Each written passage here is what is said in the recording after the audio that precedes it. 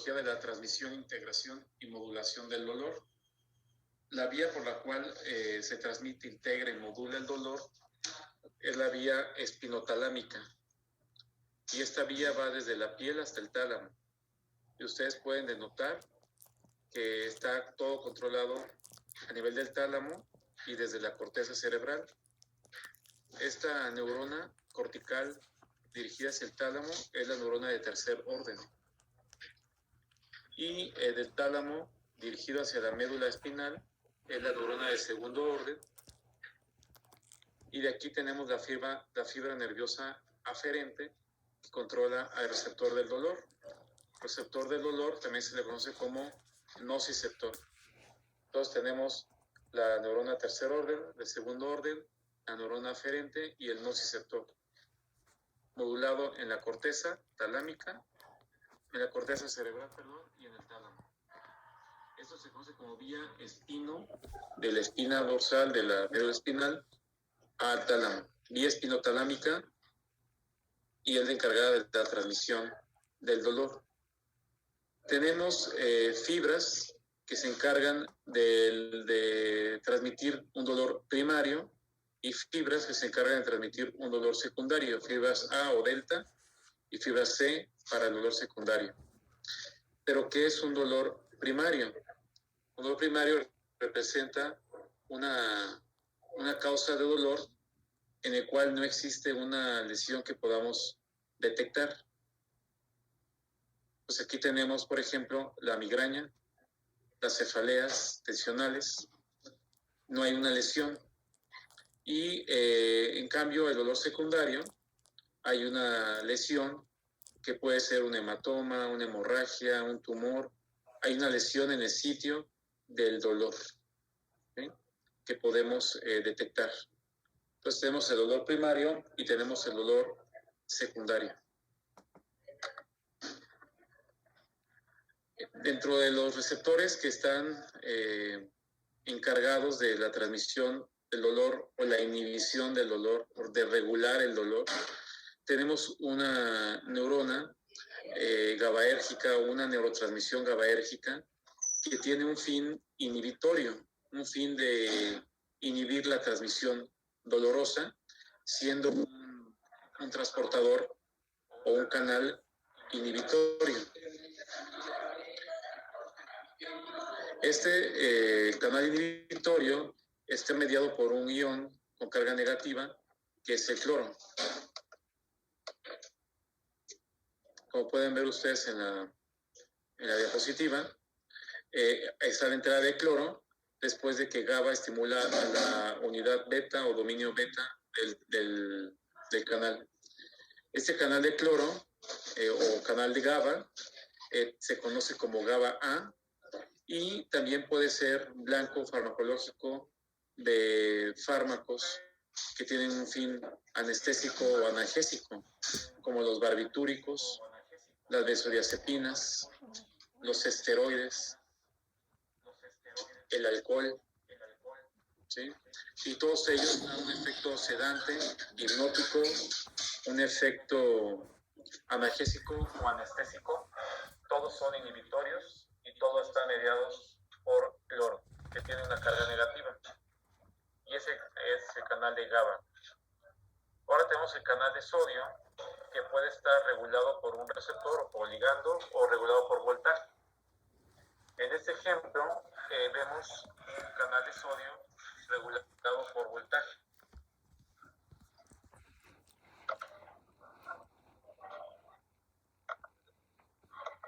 El canal de sodio regulado por voltaje tiene que tener una carga positiva que tiene que despolarizar a la hélice S4, sensora de voltaje, que ustedes pueden ver aquí en el canal que está señalado en la izquierda.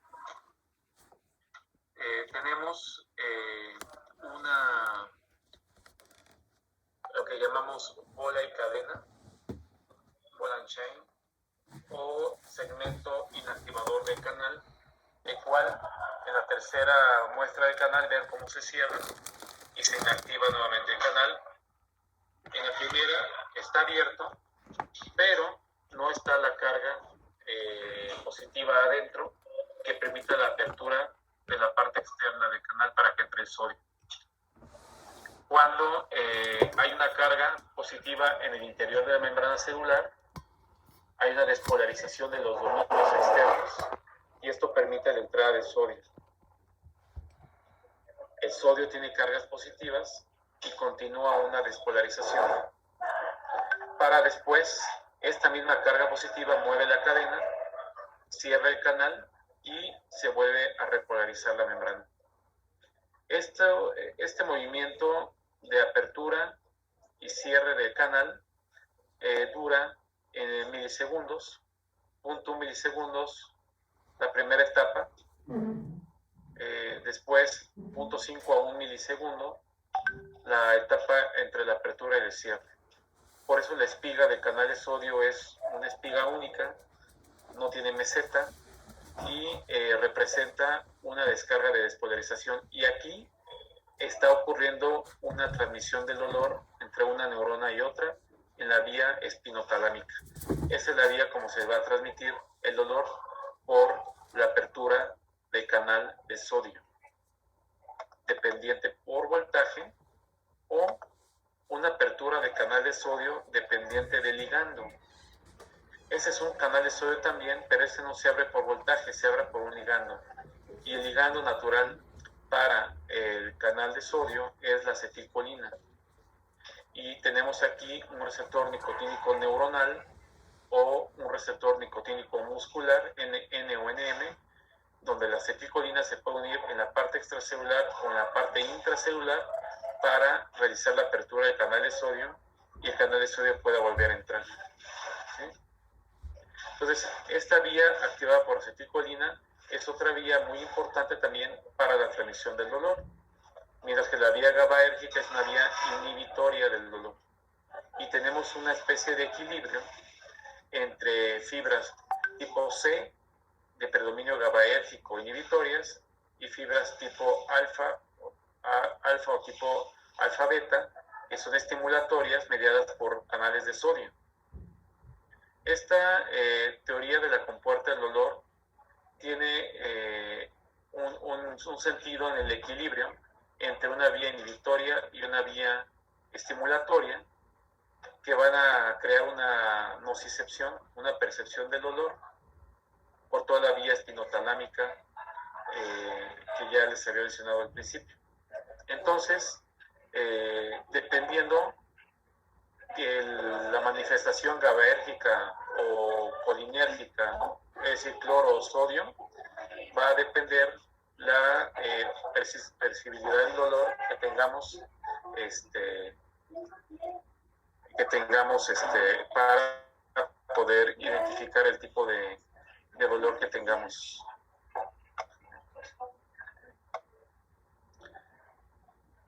Entonces esta diapositiva representa el equilibrio entre el GABA y sodio.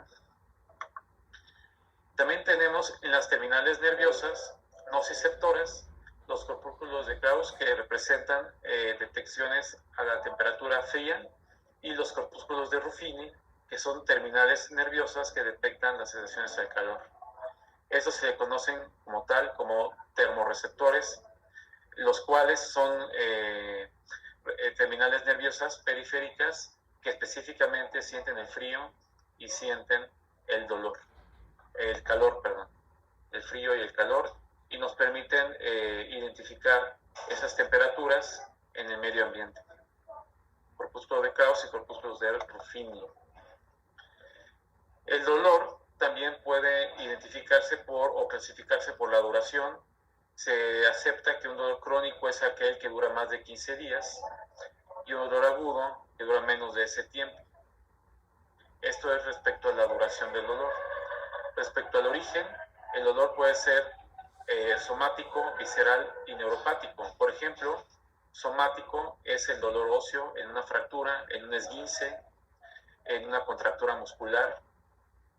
Ese es un dolor somático. El dolor visceral hace referencia a un dolor de una víscera como el colon, como la vía urinaria, ureteral, como un dolor cardíaco. Es un dolor visceral. y el dolor neuropático, que estrictamente está ubicada la lesión en una vía periférica aferente, como la lesión que ocurre desmielinizante en el herpes, como el dolor que tienen las personas con diabetes, en la neuropatía diabética, como el síndrome del pie fantasma en la gente que le amputan el pie y a pesar de eso le sigue doliendo el pie amputado. Son dolores de tipo neuropático. Respecto a la intensidad, se acepta que el dolor puede ser leve, moderado o severo. Ahorita vamos a ver la escala visual análoga para saber qué grados son leve, moderado y severo.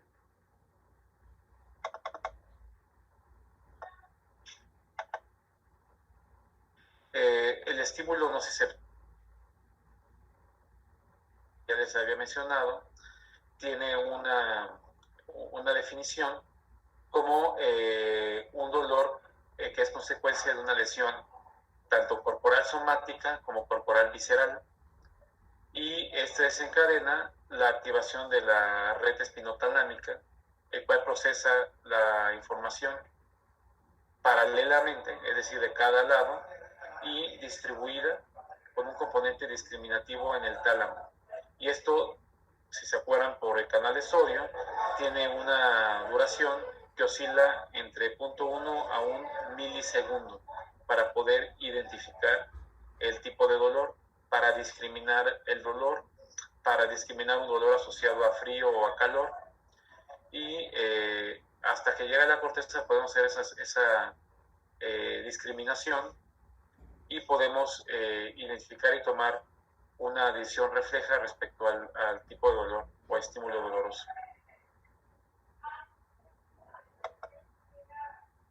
Otros conceptos que vienen en su temario es el concepto de algesia, el cual proviene del prefijo algos, que significa dolor, y esta algesia es la capacidad de sentir dolor.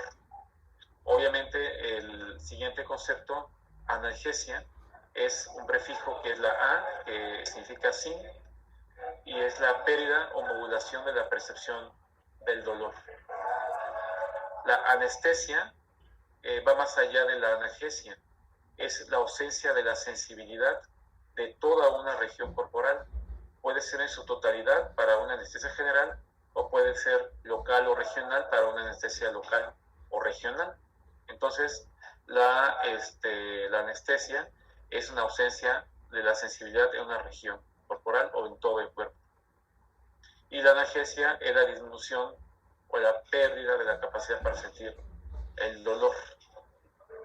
La neuropatía representa a una enfermedad estrictamente de los nervios y puede manifestarse con dolor o adormecimiento, cosquilleo o hormigueo. Y este adormecimiento o cosquilleo también se puede conocer con el término de parestesia. También puede aparecer edema o hinchazón o debilidad muscular en alguna parte del cuerpo. Entonces, todas estas manifestaciones son dolores neuropáticos o neuropatía. Aquí tienen ustedes a la escala visual análoga, que puede tener diferentes representaciones de escala visual análoga. En esta es una escala visual análoga numérica, donde le preguntamos al paciente del 0 al 10 qué tanto le duele, donde 0 no hay dolor y 10 es el dolor máximo que usted ha sentido en su vida. Del 0 al 3 es un dolor leve, del 3 al 7 es un dolor moderado y del 7 al 10 es un dolor severo. Entonces usted ya puede hacer una representación y el paciente dice, no, me duele un 2, tienes un dolor leve. Me duele un 6, es un dolor moderado. Me duele un 9, es un dolor severo. Además de que la escala visual análoga sirve para identificar el grado de dolor, y recuerden que el dolor es una sensación subjetiva, no hay un estudio que mida el dolor, el paciente es el que lo refiere y él es el que dice la intensidad. La escala visual análoga también es útil para identificar cómo se modifica el dolor respecto a un tratamiento. El paciente le dolía 6 le dimos un paracetamol y ahora le duele 3. Entonces ya hubo un descenso en el dolor, según la misma percepción del paciente. También pueden ver escalas visuales análogas, donde en vez de numeritos hay caritas, sobre todo para niños, y dice, ¿tú qué carita crees que tengas? Desde un niño que está llorando de dolor en el 10 a un niño que está sonriendo en 0. Y así va cambiando las caritas, y nosotros podemos identificar también el grado de dolor y la modificación del dolor respecto a un tratamiento. Ofrece una escala analgésica para el tratamiento del dolor. Y tenemos el primer escalón para el grado leve, que es una escala visual análoga de 1 a 3. El segundo escalón para un dolor moderado, que es la escala visual análoga de 4 a 7. Y un tercer escalón de tratamiento para el dolor severo, o escala visual análoga de 8, 9 o 10. Entonces, en el primer escalón damos tratamiento que no son opioides y que son AINES, como el paracetamol, el metamizol, el ibuprofeno, el diclofenaco y otros.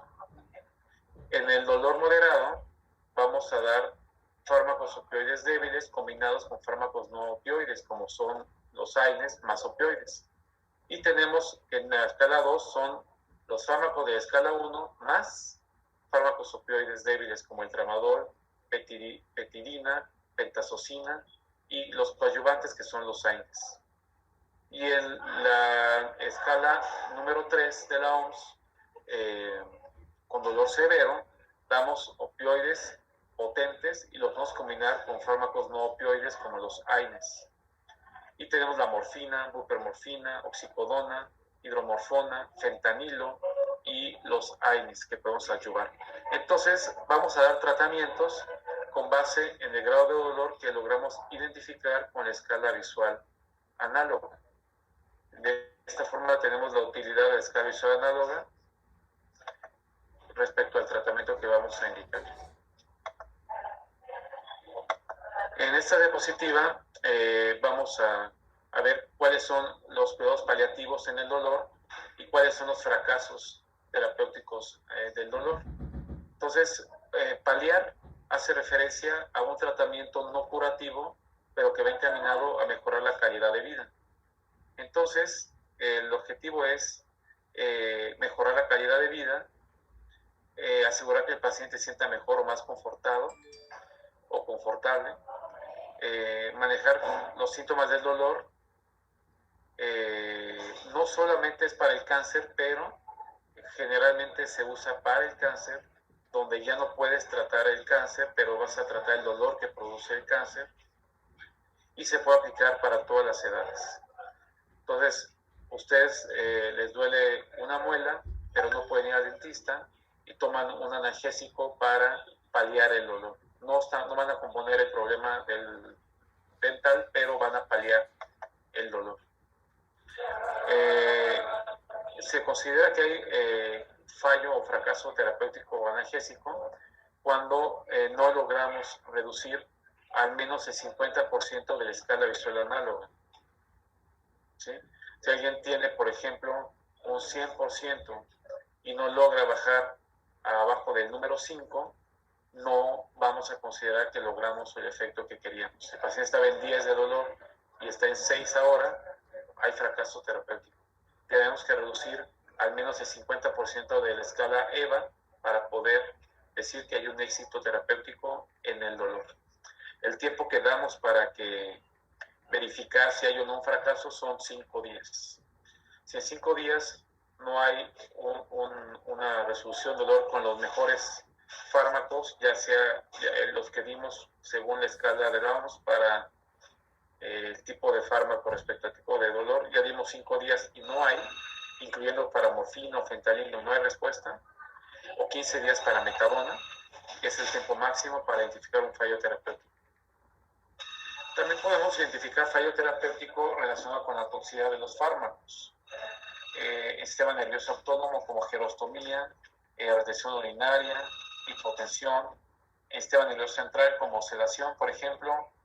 Hay personas con dolor por cáncer que le damos morfina, fentanilo, opiáceos, buprenorfina, y el paciente se está totalmente dormido, ya tiene insuficiencia respiratoria, algunos llegan a delirar o hasta convulsionar, y eso se considera también un fracaso terapéutico con estos fármacos opioides más fuertes.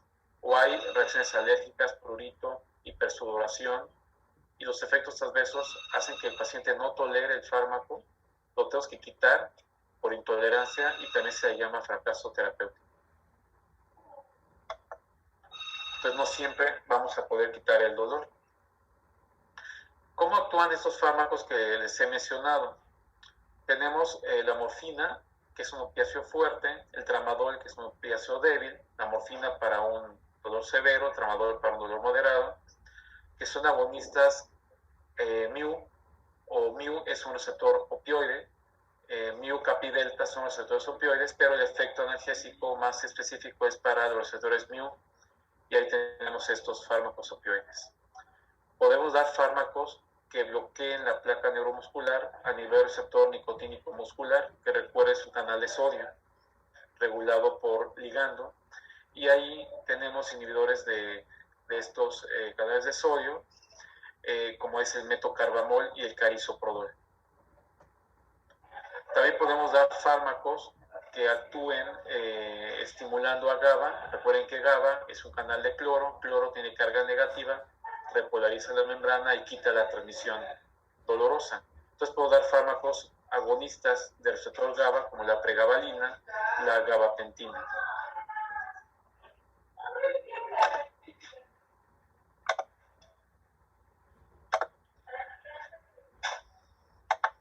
Bueno, también tenemos a otros fármacos que ayer les mencionaba que también son antiepilépticos, como la carbamazepina. Carbamazepina como tal es un bloqueador de canales de sodio y bloquea canales de sodio dependientes de voltaje, de tal manera que no hay una transmisión del canal de sodio y no hay una transmisión del dolor. La carbamazepina, les digo que es un antiepiléptico, pero por este mismo mecanismo antiepiléptico que bloquea el canal de sodio, también bloquea el dolor neuropático. Entonces, carbamazepina lo damos para el dolor neuropático. Otro fármaco que también bloquea la recaptura de neurotransmisores y con ello la recaptura del canal sodio es la amitriptilina. La amitriptilina es un antidepresivo tricíclico que se da como antidepresivo, pero ya en la historia se vio que también mejoraba el dolor neuropático debido a la inhibición de la recaptura de sodio. Y obviamente al inhibir la recaptura de sodio, pues disminuye la transmisión dolorosa. Pues la amitriptilina es otra opción para el dolor neuropático. Ya se han mencionado ejemplos: la neuropatía posherpética, neuropatía diabética, la neuropatía del pie fantasma. Anestésicos locales también bloquean canales de sodio en su estado activo, como es la lidocaína, también conocida como gilocaína en su nombre comercial. La gilocaína es el nombre comercial de la lidocaína, que ustedes la habrán usado o la van a usar para cuando aplican anestesia local, y lo que están haciendo es bloquear canales de sodio en su estado activo. Activo es cuando está abierto el canal de sodio, cuando está teniendo sodio, y ahí actúa la lidocaína. La lidocaína también se usa para tratar arritmias ventriculares agudas. Una taquicardia ventricular con arritmias ventriculares también sirve como un antiarrítmico, y en su momento seguramente vamos a ver antiarrítmicos y vamos a mencionar la lidocaína como un antiarrítmico, así como la amitriptilina es un antidepresivo, como la carbamazepina es un antiepiléptico, pero tienen efectos analgésicos o anestésicos, como lo estamos viendo en la diapositiva. Entonces hay que identificar que podemos tratar un dolor de una región muscular, ósea, un dolor visceral como lo es el colon, el estómago, o un dolor neuropático como lo es un trayecto nervioso. Y los tipos de dolor van a ir tratados con un fármaco, pero podemos ir escalando el número de fármacos según la clasificación de la OMS. Entonces, los fármacos que he mencionado, algunos tienen aspectos farmacocinéticos, relevantes que tienen que identificar y saber de una forma muy específica, y no pueden no saberlo. Como que la morfina generalmente se inyecta. Existe la morfina oral, pero tiene una biodisponibilidad muy baja. Recuerden que la biodisponibilidad es el porcentaje del fármaco que se absorbe a la circulación sistémica después de su administración. Entonces, no tenemos morfina por vía oral. Tenemos opiáceos por vía oral débiles, sí, como el tramadol, pero morfina es intravenosa, subcutánea, intramuscular, así como los derivados de la morfina, la buprenorfina, por ejemplo, entre otros. La morfina tiene un metabolismo hepático por conjugación. Una vez que se conjuga con ácido glucurónido, este conjugado se va a orinar y se elimina por vía renal. ¿Y por qué es importante o relevante la farmacocinética?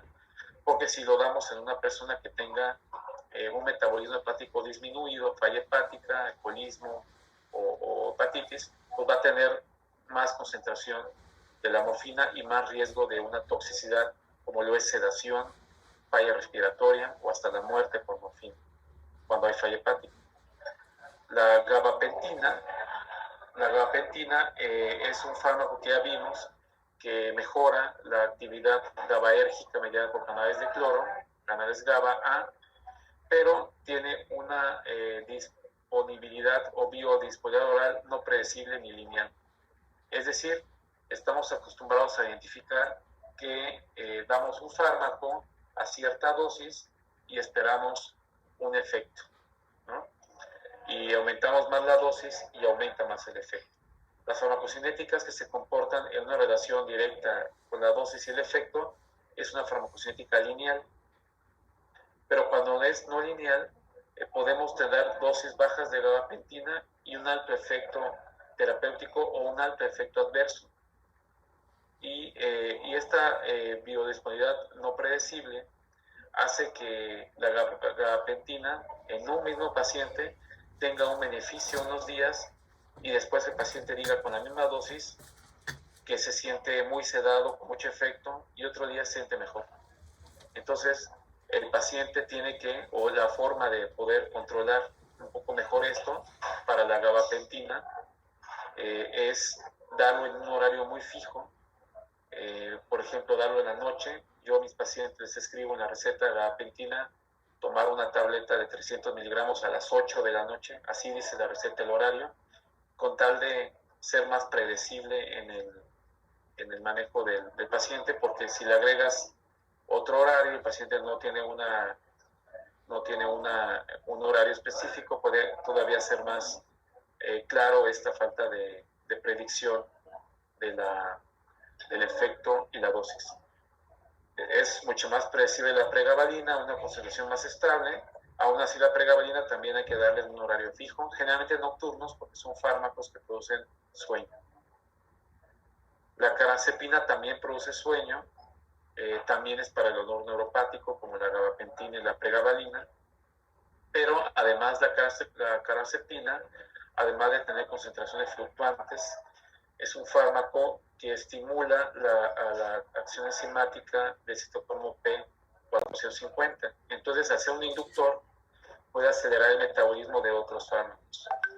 Si el paciente está tomando, por ejemplo, atorvastatina, que se metaboliza por el citocromo P450, y toma carazepina, pues va a acelerar el metabolismo de la atorvastatina y va a perder el paciente el efecto de la atorvastatina, que lo usa para bajar su colesterol, y ahora le va a subir su colesterol. Entonces, carazepina no es un fármaco que se usó mucho tiempo. Hoy se usa más la gabapentina y la pregabalina por no tener esta inducción enzimática, ya que va a inducir el metabolismo de otros fármacos y con ello modificar la concentración de esos fármacos. Si es un profármaco, pues va a aumentar la concentración. Ustedes saben que un profármaco es un fármaco inactivo que cuando pasa por el metabolismo se vuelve un fármaco activo. Si alguien toma carazepina, se va a volver un fármaco activo con una celeridad y una cantidad mayor cuando se combina con carbamazepina. Así que las interacciones hacen que la carazepina no es un fármaco de primera elección para tratar la neuropatía o el dolor neuropático. La lidocaína la tenemos en spray, la tenemos en cremas, la tenemos en parches, La lidocaína la tenemos para inyección, para anestesia local, y se difunde de manera simple, y su forma activa es una forma protonada. Recuerden que los protones tienen cargas positivas, y esto permite que se difunda fácilmente por la membrana y que alcance la liposolubilidad. Pero como la lidocaína es untada, inyectada o en parches, si el pK y el pH de la piel o del medio donde está administrando no es favorable, entonces puede haber una disminución en la absorción y en el efecto. Recuerden que un pH ácido favorece la absorción de una sustancia ácida, y un pH alcalino favorece la absorción de una sustancia alcalina. Y la lidocaína es una sustancia alcalina, protonada, es decir, tiene cargas positivas. Otro aspecto de la farmacocinética relevante son las reacciones adversas. Y tenemos que los opiáceos fuertes, no débiles como el tramadol, fuertes como la morfina, la bupremorfina, fentanilo, dan tolerancia y dependencia física. Tolerancia significa que requieres cada vez más dosis para obtener el mismo efecto. La dosis inicial que te hacía efecto para analgésico ahora ya no te hace efecto y requieres aumentar la dosis. Y dependencia física. El paciente ya no tiene dolor, pero busca continuar con la morfina porque se siente desesperado si no la tiene. Ya creó dependencia. También puede producir depresión respiratoria y el paciente dejar de respirar, incluso morir por la morfina. La motilidad intestinal se disminuye la motilidad urinaria, el paciente retiene la orina y hay miosis, una miosis puntiforme en las pupilas. Son efectos MIU, que MIU es un inhibitorio, es un canal inhibitorio, que esta inhibición te da la depresión respiratoria y la inhibición de la motilidad del músculo liso urinario, genitourinario y intestinal. La pregabalina tiene un periodo de 1 a 2 horas después de su administración de euforia antes de provocar la depresión por estimulación de canales de cloro. La amitriptilina, que es un antidepresivo tricíclico, en los primeros 10 a 15 días de la administración produce casi siempre un síndrome anticolinérgico caracterizado por boca seca y estreñimiento. Puede tener un efecto antihistamínico, el cual puede inducir sueño, y tiene un efecto antiadrenérgico, el cual puede producir presión arterial baja, hipotensión ortostática, que quiere decir que el paciente se para y se le baja la presión. O puede producir bloqueos en la conducción auriculoventricular del corazón y hacer que el paciente tenga arritmias o disminución en la frecuencia cardíaca. Entonces, la amitriptilina, las primeras semanas hay que vigilarlo con detalle en las gentes cardiópatas, la gente hipotensa o hipertensa, para ver que no haya una alteración en la presión, y avisarle que va a tener boca seca, va a tener ojo seco, va a tener estreñimiento y puede tener sueño con la amitriptilina. Por eso habitualmente se da por la noche, para que no sean tan percibidos esos efectos adversos. La lidocaína puede provocar efectos adversos en el sistema nervioso central. Por eso ustedes tienen que, cuando administran lidocaína para una anestesia local, tienen que jalar el émbolo de la jeringa para verificar que no estén en un vaso sanguíneo, porque si lo están pueden provocar depresión, sistema nervioso central, o pueden provocar convulsiones, o pueden provocar bloqueos cardíacos que produzcan arritmias letales incluso. Entonces siempre es jalar el émbolo para no darlo intravenoso. Otro aspecto también relevante es la categoría de riesgo en el embarazo.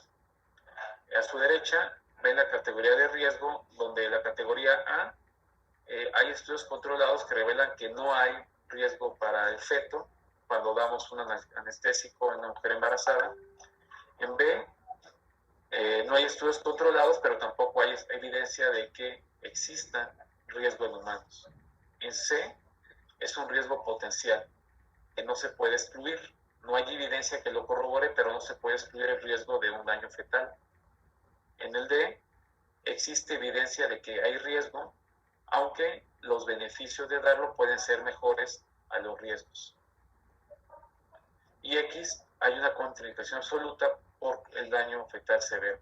Y a su izquierda tienen ustedes los ejemplos de los fármacos y cuáles serían una categoría para el uso de riesgo en el embarazo, como es el paracetamol, que es categoría B, y sería que no hay evidencia de riesgo en humanos. Entonces un paracetamol lo puede tomar una mujer embarazada para tratar un dolor leve. Y dipirona es D. La dipirona tiene riesgo en la mujer embarazada de crear un daño fetal, y que tendríamos que valorar riesgo-beneficio si no podemos dar otro fármaco, que habitualmente sí podemos dar otro fármaco. Tenemos el ibuprofeno, que es C, que es más seguro, aunque no se puede excluir riesgo fetal, pero lo podemos dar. Diclofenaco, ketorolaco, tramadol, es un opiáceo débil, y la miperidina. Las interacciones y que tienen un aspecto farmacocinético muy importante.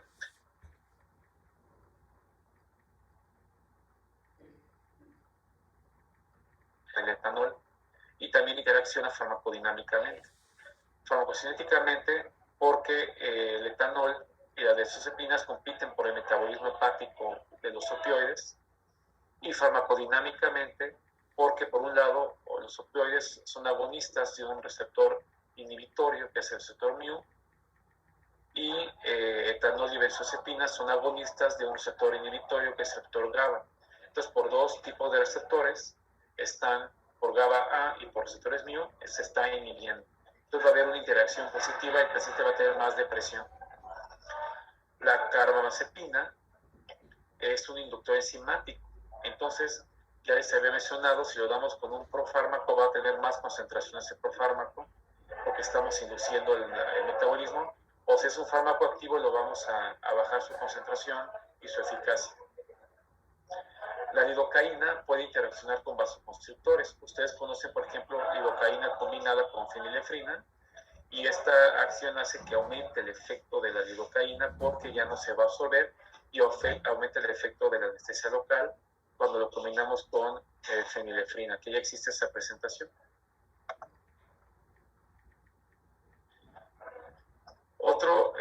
Otros aspectos son los tipos de medicamentos analgésicos que podemos dar. Los AINES, que vimos que son de primera línea, que están indicados en el primer escalón de la clasificación terapéutica de la OMS. Tenemos los inhibidores de la enzima ciclooxigenasa 1 y 2, o los inhibidores específicos de la ciclooxigenasa 2. La ciclooxigenasa es una enzima que se encarga de convertir el ácido araquidónido en prostaglandinas. Y las prostaglandinas son las que estimulan las terminales nerviosas nociceptivas. Entonces, si inhibimos a la COX, a la ciclooxigenasa, ya no convertimos el ácido araquidónido en prostaglandinas, y al bajar las prostaglandinas disminuye la estimulación de terminales nerviosas dolorosas. Los fármacos que inhiben de manera inespecífica COX-1, COX-2 son el ácido salicílico, el ibuprofeno, la indometacina, el naproxeno, ketorolaco, metamizol, que también se conoce como dipirona o namelubrina. Y tenemos los inhibidores selectivos de COX-2, como el celecoxib, el valdecoxib, el meloxicam, entre otros COXIF. Resulta que COX-2 se estimula en eventos agudos de dolor, mientras que COX-1 se estimula siempre, haya o no haya dolor. Como siempre está activa COX-1, se llama una enzima constitutiva, y como la COX-2 se estimula únicamente en dolores agudos, es una enzima no constitutiva. De tal manera que los inhibidores COX-2 específicos se usan más para dolores agudos, y los inhibidores inespecíficos se usan más para dolores crónicos. Y por otro lado, la COX o las prostaglandinas, sintetizadas por la ciclooxigenasa, no nada más transmiten el dolor. Las prostaglandinas también generan la estimulación hipotalámica de la fiebre. También estimulan la agregación de granulocitos para producir la inflamación. Por eso los AINES son analgésicos, antipiréticos, antiinflamatorios, porque son los tres efectos de las prostaglandinas, que es la inflamación, la piresis y la transmisión del dolor. También las prostaglandinas inhiben la secreción de ácido gástrico. Al bloquear la síntesis de prostaglandinas, aumenta la secreción de ácido gástrico y por eso se asocia con gastritis. Las prostaglandinas también aumentan el flujo sanguíneo renal glomerular. Entonces, al inhibir la ciclooxigenasa, vamos a tener disminución del flujo sanguíneo renal glomerular y disminución de la filtración glomerular o de la función renal. Por eso los AINES se asocian con daño renal. Sobre todo los AINES que damos por largo plazo, por más de 10 días, pueden asociarse con disminución de la función glomerular. Todos los inhibidores específicos COX-1, COX-2 para dolores crónicos, los inhibidores específicos COX-2 para dolores agudos. Para el dolor visceral es mucho más útil en los fármacos que tienen la propiedad de inhibir la transmisión terminal dolorosa en el músculo liso. Entonces tenemos la butiliocina, que es un antagonista muscarínico. Recuerden que habíamos visto el día de ayer que la butiliocina es un bloqueador de receptores muscarínicos, que son receptores viscerales para donde es agonista de acetilcolina. Y aquí tenemos la butiliocina para el dolor de tipo visceral, un cólico urinario, cólico intestinal, cólico menstrual. Los AINES que tienen más especificidad para el músculo liso es el clonixinato de lisina, que también tienen las mismas indicaciones que la butiliocina y se pueden combinar con la butiliocina. Y los opiáceos que pueden tener afinidad para el músculo liso urinario, como el tramadol, que también se puede dar para un cálculo renal. Le duele mucho al paciente el uretero porque hay un cálculo enclavado. Los opiáceos combinados con clonixinato de lisina y hasta con butiliocina podemos dar para dolores muy intensos. Podemos combinar los tres, como lo vimos en la escala analgésica de la OMS. Tenemos la cefalea tensional y la migraña. Y estas tipos de crisis se presentan cuando el paciente está bien, pero tiene un evento esporádico, le llamamos crisis, y estas crisis pueden ser tratadas por AINES, como lo es el paracetamol y el ibuprofeno, que son AINES inhibidores selectivos de la COX-1, COX-2, y podemos dar a agonistas del receptor de 5-hidroxitriptamina o agonistas de la serotonina, como el sumatriptan. El 5-hidroxitriptamina es un fármaco que al ser agonista 5-HT1 va a producir contracción venosa. Una de las causas por las cuales hay dolor de tipo cefalea o migraña es porque se dilatan las venas del cráneo. Esa es una de las causas más comunes de dolor de cabeza o de cefalea y de migraña.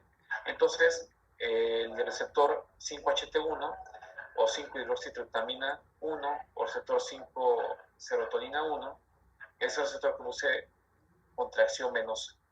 Sumatriptan entonces va a producir contracción venosa en las venas del cráneo y con ello quitar la crisis dolorosa.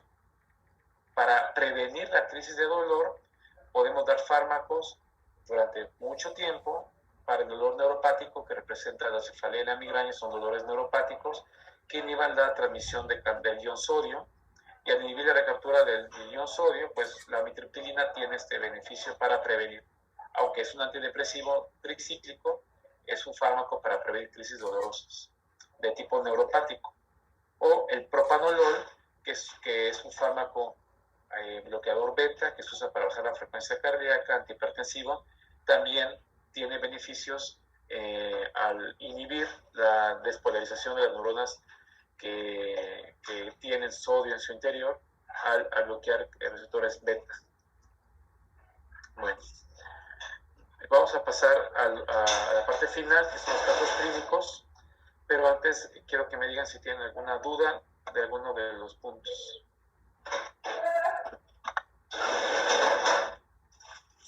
¿Hay alguna duda? Yo en la guía de práctica clínica para cefaleas y migrañas llegué a, bueno, está indicado fluoxetina, por ejemplo, ¿no? Eso también es por este mismo mecanismo de la 5-hidroxitriptamina 1. Así es. La fluoxetina también es un antidepresivo, también inhibe la recaptura. Lo que pasa es que estos fármacos, los antidepresivos tricíclicos y los antidepresivos inhibidores de recaptura de serotonina con fluoxetina, son fármacos que inhiben la entrada de serotonina o de norepinefrina bloqueando un canal de sodio. La recaptura de los iones no son iones independientes, sino son cotransportadores de sodio. O sea, todas las recapturas, para poder recapturar un ion o poder recapturar serotonina, poder recapturar norepinefrina, se utiliza un canal de sodio. Y de tal manera que el canal de sodio cotransporta serotonina, cotransporta norepinefrina. Fluoxetina es un bloqueador de canal de sodio y con ello evita la recaptura de serotonina. Amitriptilina es un bloqueador de canal de sodio y con ello evita la recaptura de norepinefrina. Entonces, finalmente son bloqueadores de canales de sodio. Por eso son útiles para el dolor neuropático o, como mencionas, cefalea tensional o migrañosa. Gracias. ¿Tienen alguna otra duda?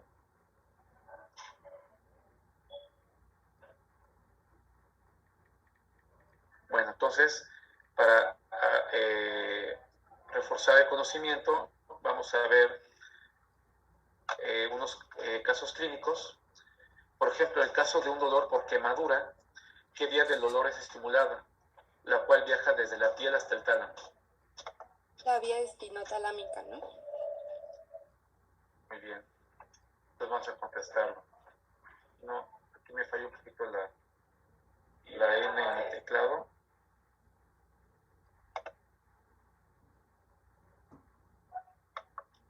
Pero la contestamos. Ustedes también pueden contestar. Por cierto, ya les mandé la presentación.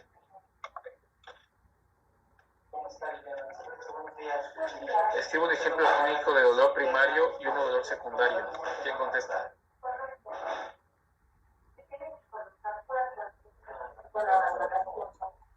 Muy bien. ¿Qué haces tú, sabes?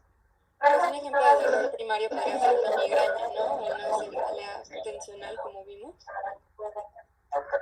Así es, donde no hay un daño, es una tomografía y sale todo normal, ¿sí? Migraña. ¿Y un dolor secundario? Pues un dolor secundario es consecuencia de alguna otra afectación, ¿no? O sea, hay algo, podemos encontrar algún daño, entonces puede ser tal vez una hemorragia, ¿no? Sí. Imagínate que algunos compañeros ya se durmió y llega su mamá y le da un coscorrón. Ese es un dolor secundario, hay un daño en el sitio donde está el dolor, ¿no? Por ejemplo, una lesión, como lo mencionas. ¿Qué ion es transportado en la vía GABAérgica estimulada por GABA? ¿Cloro? ¿Cloro? ¿Alguien más que conteste? Cloro, muy bien. Perfecto, cloro. Ahora, ¿qué fármaco bloquea canales de sodio en su estado activo útil en la anestesia local? Lidocaína. Exacto. ¿Cuyo nombre comercial es? ¿Cuál es el nombre comercial de la Gilocaína. Gilocaína. Entonces, la gilocaína. Escribe un ejemplo de dolor somático. ¿Cuánto dura?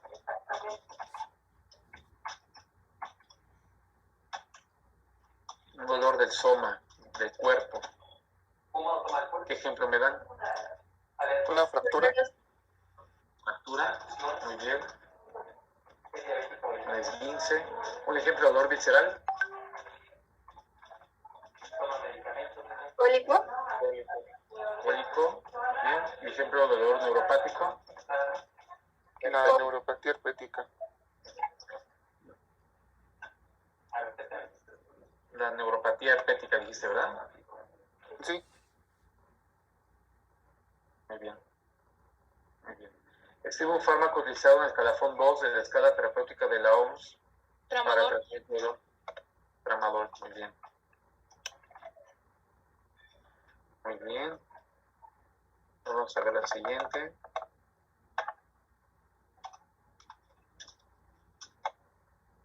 ¿Qué categoría de riesgo tiene el tramadol en una mujer embarazada? Sí. ¿Cuál? Sí. Sí, perfecto, muy bien. Analgésico en el olor neuropático que también es un inductor enzimático. Carbamazepina. Exacto. Carbamazepina. Es un inhibidor selectivo COX-2 útil en el olor agudo. Celecoxib. Exacto, Celecoxib.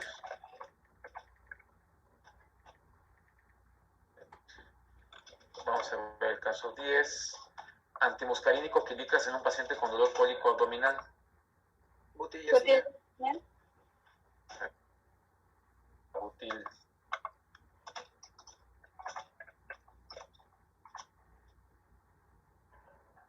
Y antagoniza 5-HT1 que indicas en una crisis aguda de migraña. Amitriptilina. No, antagoniza ¿Sumatriptan? 5-HT1. Sumatriptan. Sumatriptan, ¿no? Muy bien. Entonces, con estas preguntas clínicas, pues ya están viendo la utilidad clínica de lo que vimos el día de hoy y al mismo tiempo repasando el contenido del tema. Es un tema pues amplio, pero no lo considero que sea complicado. Ustedes espero que no les haya parecido complicado y ya tienen la plática para que la vuelvan a seguir repasando, ¿de acuerdo? Probablemente el primer examen lo tengamos en 2 semanas, la semana que sigue a la otra, y va a ser estrictamente de lo que hemos visto, ¿de acuerdo? ¿Alguna duda o comentario? Doctor, ¿los exámenes los vamos a hacer durante la clase o cómo los vamos a hacer? No, vamos a tener un día específico que va a ser nada más para examen, ¿sí? Por ejemplo, dentro de 2 semanas, tal vez el miércoles no haya clase, lo que haya es examen. Y será por Classroom, contratiempo, de opción múltiple. ¿De acuerdo? Vamos a tener un día de clase para el día de examen. ¿Sí? Cristina, ¿alguna otra Gracias, pregunta? doctor. Doctor, los inhibidores de COX-2 eran específicos, ¿verdad? Para dolor crónico. Los seres selectivos Los no se recomiendan para dolor crónico. Los seres selectivos COX-2 tienen aumento de riesgo de cardiopatías, ok.